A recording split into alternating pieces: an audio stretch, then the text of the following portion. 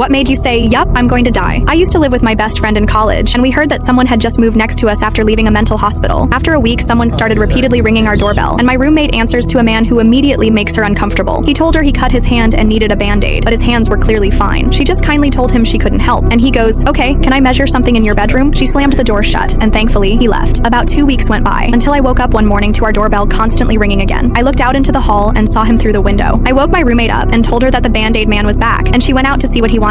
She slightly opened our door, and when she did, he instantly tried to push it open further. He asked if he could use our bathroom, and she shut and locked the door before calling the police. They took forever to get there, and by the time they did, he was gone. They couldn't do anything and told us to call them again if anything happens. 2 days later, something did happen. I woke up to the sound of something thumping and thought someone was shaking off a carpet or something. When I got out of bed to see what it was, I realized it was something much, much worse. I could see him through our front window and saw he was throwing all his weight against our front door. I ran to tell my roommate to call the police, but as she did, the sound stopped. I didn't believe he had just left out of nowhere, so I started looking around our house. When I opened one window, he was hiding right in front of it. He turned and saw me and immediately went back to trying to break our door down. I could now see him and saw he was holding something. When I looked closer, I realized it was an axe. I was praying the door would hold up, but then heard the police yell at him to stop. They put him in the back of their car and told us he had apparently slashed all of our tires so we couldn't leave, and waited outside our house since 3 a.m. We moved out shortly after that.